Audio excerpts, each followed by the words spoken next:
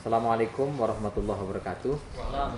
Yang saya hormati para pimpinan Bawaslu Provinsi Kalimantan Selatan, hadir bersama kita semua selaku penanggung jawab tim tahapan verifikasi faktual Pak Aris Mardiono, hadir juga para pengarah ya Pak Nurholis Majid dan Pak Radini, dan juga Pak Kasek ya, selaku Sekretaris Bawaslu Provinsi Kalimantan Selatan, dan Pak Kepala Bagian sebagai Ketua Tim. Puji syukur kita haturkan bersama-sama kehadirat Allah Subhanahu wa taala karena kita dikumpul di sore hari ini di Bawaslu Provinsi Kalimantan Selatan. Saudara salam kita haturkan kepada kita Nabi sallallahu alaihi wasallam. Para awak media yang saya hormati, terima kasih sudah berhadir.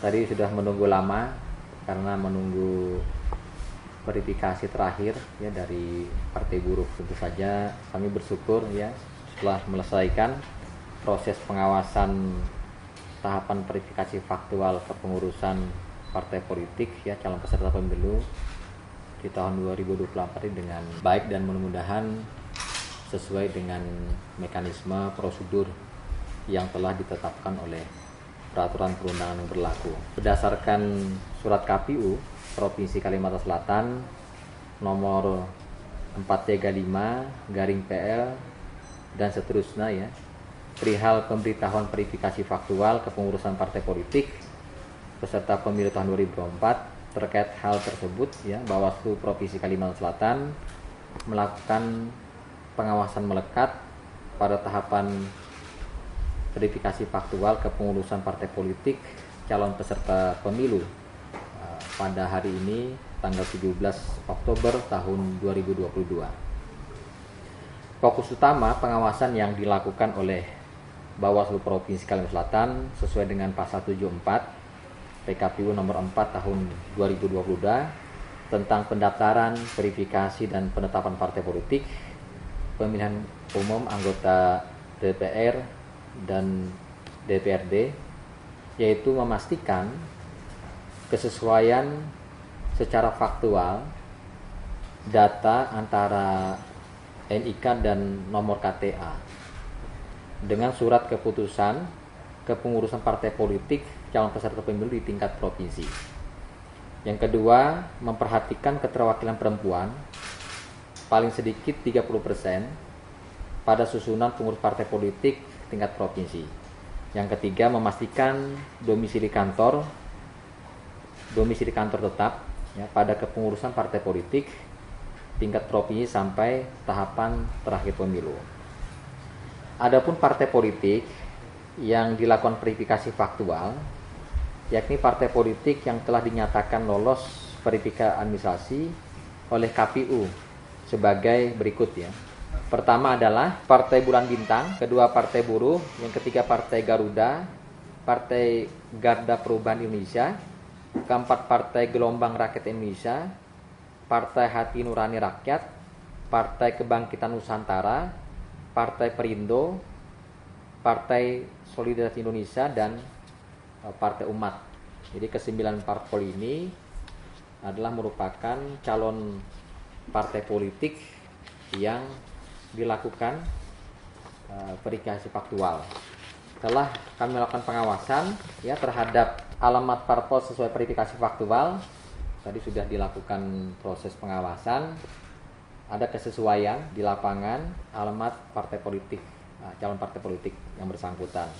Kemudian jumlah pengurus ya antara laki-laki perempuan, laki-lakinya 2 untuk Partai Persatuan Indonesia, perempuannya 3, artinya 60% ya. Kemudian status kantornya pinjam pakai, ini sudah memenuhi ya sesuai dengan peraturan perundangan. Kemudian Partai Solidaritas Indonesia PSI ya, untuk jumlah pengurus itu ada 7, laki-lakinya 3, perempuannya 4 ya. Maka dinyatakan terpenuhi 30% keterwakilan perempuan. Lalu kemudian status kantor itu sewa. Kemudian yang ketiga Partai Hati Nurani Rakyat, laki-lakinya 21, perempuannya 16. Maka kemudian terpenuhi 76% ya keterwakilan perempuan dalam kepengurusan tersebut dan status kantor sewa. Kemudian Partai Bulan Bintang, laki-lakinya 9, perempuannya 7, maka terpenuhi 77% ya, keterwakilan perempuan dan status kantor pinjam pakai. Kemudian Partai Umat, laki-lakinya 8, perempuannya 4, maka terpenuhi 50% keterwakilan perempuan dan status kantor pinjam pakai. Kemudian Partai Kebangkitan Nusantara, laki-lakinya 8, perempuannya 4, maka terpenuhi 50% ya, keterwakilan perempuan, status kantor pinjam pakai. Kemudian Partai Buruh yang tadi terakhir ya, dilakukan verifikasi faktual, laki-lakinya 7, kemudian perempuannya 4, maka terpenuhi 57% keterwakilan perempuan, status kantor pinjam pakai. Partai Garuda Perubahan Indonesia, laki-lakinya 6, perempuannya 3, maka terpenuhi 50% keterwakilan perempuan dan status kantor pinjam pakai. Kemudian Partai Gelora, Gelombang Rakyat Indonesia, itu laki-lakinya 7, perempuannya 3, terpenuhi 42% ya, keterwakilan perempuan, status kantor sewa. Nah, maka kemudian ya dua aspek ini yang kami lakukan proses pengawasan melekat, tambah satu keterwakilan perempuan yang 30%.